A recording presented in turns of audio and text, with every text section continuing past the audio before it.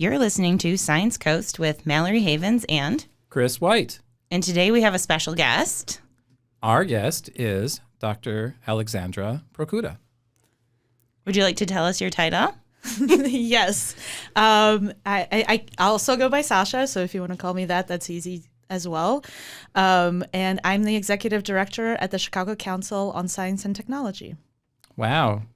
Can you tell us a little bit about what C2ST is about? Sure. So C2ST is a nonprofit in Chicago, in the Chicagoland area. And what we do is host about 30 free programs for anyone that wants to attend. Any learners of all ages is what we call it, on any and all topics on science and technology with various programs that we put on, as well with in-person programs. We do hybrid programs, we do digital content, and try to do it all. So a lot of scientific outreach to the community. Yes, science outreach and education. Makes sense. Well, welcome to Lewis University. We're happy to have you here. Thank you. And welcome to the podcast. Thank Absolutely. you. Most of all. Most of all, yes. Right. So today, we were hoping to share with the listeners some of our memorable moments in science. And it should be just little fun things, maybe not so fun things from time to time. But I'll start if you don't mind. Oh, so I would love that. I remember being a junior scientist. I'm still working my way up through the ranks, pretty much a nobody. Nobody knew who I was. And I was at a scientific meeting at Fermilab.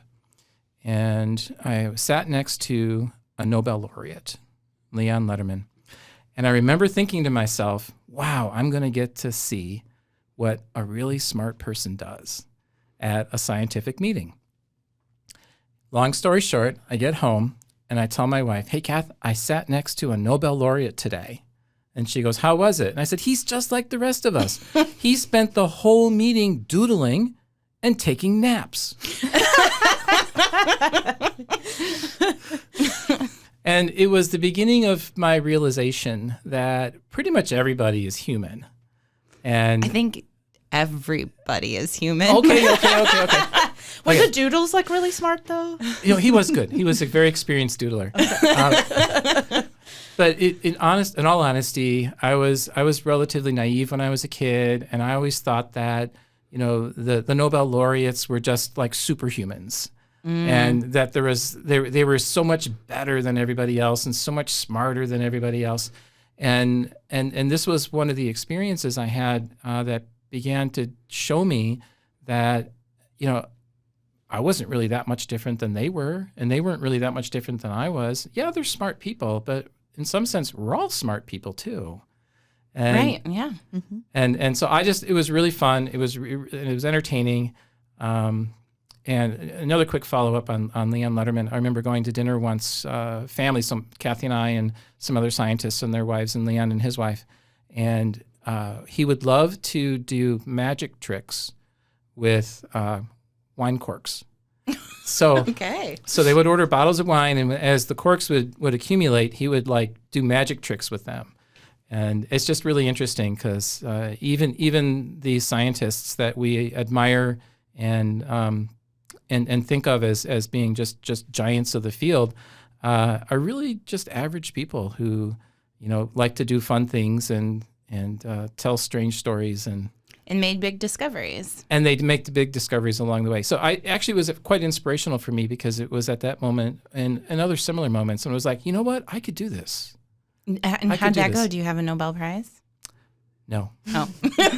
Well, I didn't Give mean him that time. I didn't mean to say that I was going to win a Nobel Prize, but that I could be a scientist, Right. that I could have a career in science, and that I didn't have to be as anxious as I had been when I was young. Right. I met numerous times and talked to Jennifer Doudna at conferences, nice. who now has a Nobel Prize, but she didn't at the time for CRISPR-Cas. So that was kind of interesting for me to see her and know her beforehand when I was a grad student, and she was a PI whose work I was interested in, and my PI introduced us, and then eventually she got a Nobel Prize. So that's kind of cool. Yeah. Saw the before. Yeah, it's like I knew them when. Yeah, exactly. And we were best friends. No, that's not true. Did you braid each other's hair too? She had relatively short hair. Oh, okay. It's like a Brush with Fame kind of a series. I Yes, guess. I guess. Yeah. I'm sure she doesn't remember me. Oh, yeah. Yeah, that's fair. That's fair. So, Sasha, do you have a story you'd like to share with us? How much time do we have? An hour? All right, so only 2 or 3 then. Okay, got it. So one of the stories that I had told Chris before, and he thought was a fun one, was after undergrad, I decided to do some field work because I had no idea what I was going to do, and I thought this was a good way to figure out what I was going to do. I was I was an intern through the Student Conservation Association, which you can sign up for all sorts of different field work positions. And for this one was working with the National Forest Service. Okay. And this was out in the Sierra Nevada mountains in California, where the redwoods are and all that stuff, Yosemite. Yes. And that's kind of where I was. It's between Yosemite and Redwood National Forest, or Sequoia National Forest. Right. And I spent about 6 months just basically walking all over the mountains. Sounds amazing. Yeah, it was, it's one of those things is afterwards, you're like, God, that was cool. But during it, you were like, my feet hurt. I hate everything. If I have to sleep on one more rock. So we were setting non-invasive traps for weasels to see what their genetic flow was like over the mountains. And the locations of the traps were set by a random generator on a computer. So a lot of this was hiking off trail to various locations in the mountains. And I was picked to do one of the wilderness runs, which was about 8 days out in the wilderness by yourself. Oh my gosh, wow.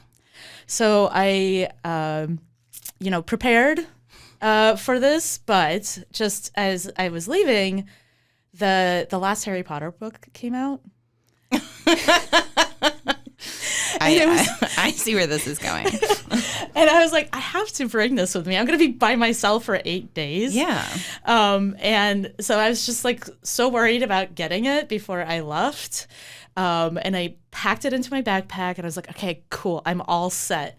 And I hiked out there with my work partner. And we get out there and I'm setting up at the campsite, which is about 3 hours from the car, as close as we could park, which was another 3 hours drive from civilization, the location. I mean, from where everyone else was, basically. Right. And I get there and I'm setting up and I'm like, wait a minute. And I rustle through my backpack and then I'm like, where's my sleeping bag? Oh no. I brought the book. Keep you warm at night, just the pages. Yeah, but I had to spend that first night wrapped up in a tarp. Oh. Well, you had a tarp. That's good. Yeah. I didn't. My partner did. Oh, okay. Someone was prepared, and it wasn't me. Oh, man.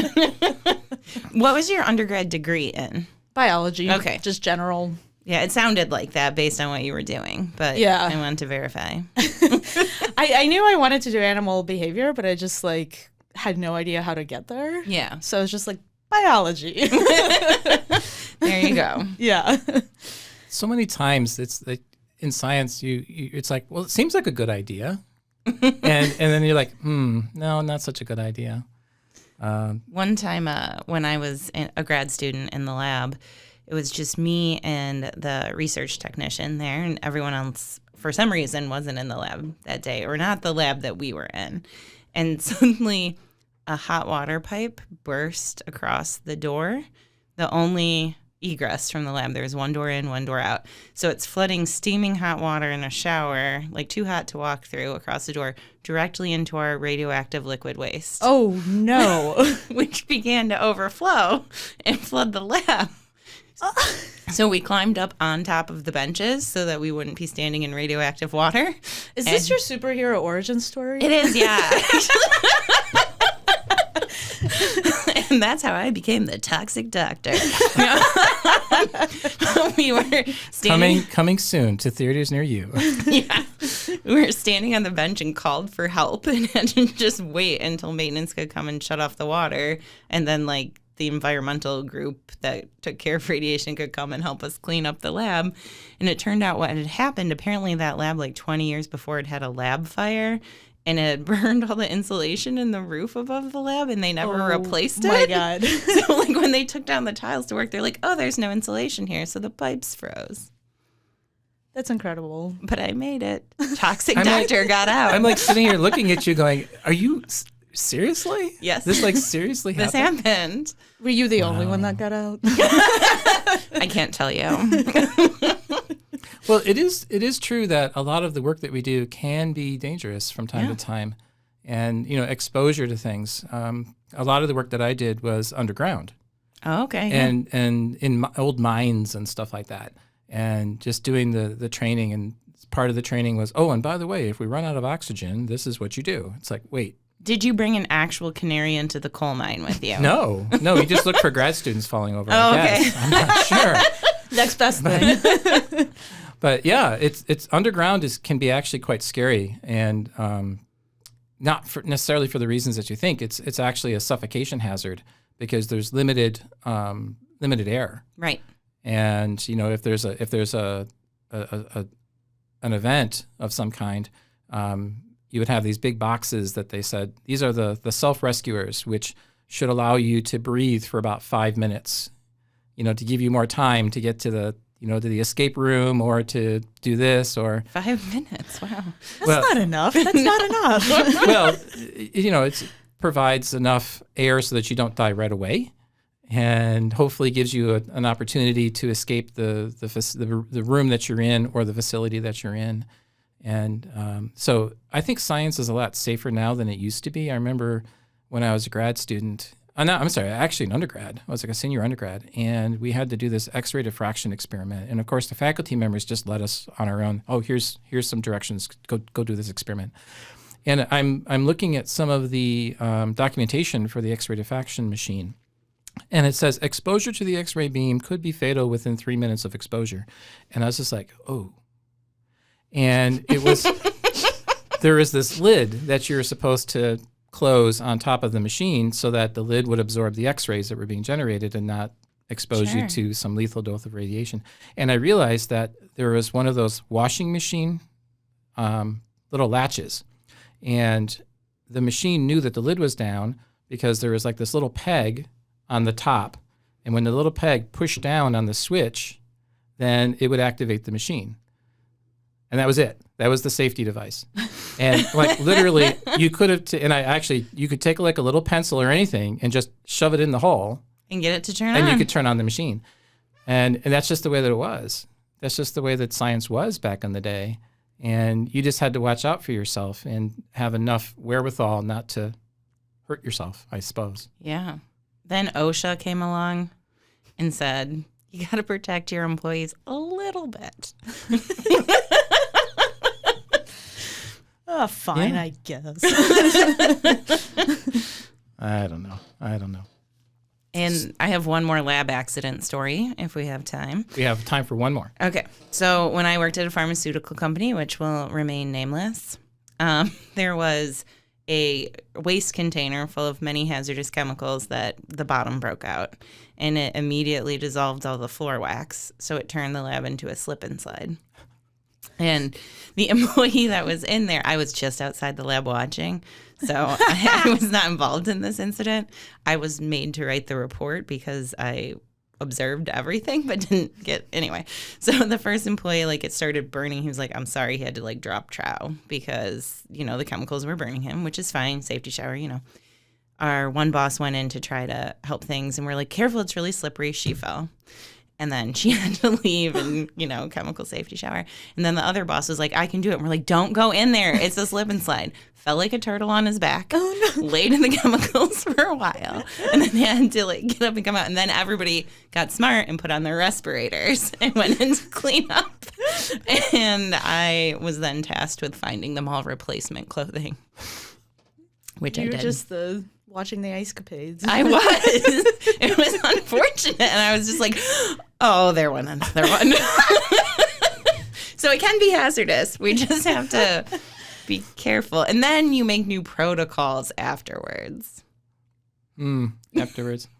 Well, you can't always expect them. The accidents. Sasha, any final comments? I mean, I think I've had multiple times where I had literal cliffhanger moments as I was backpacking through the mountains, and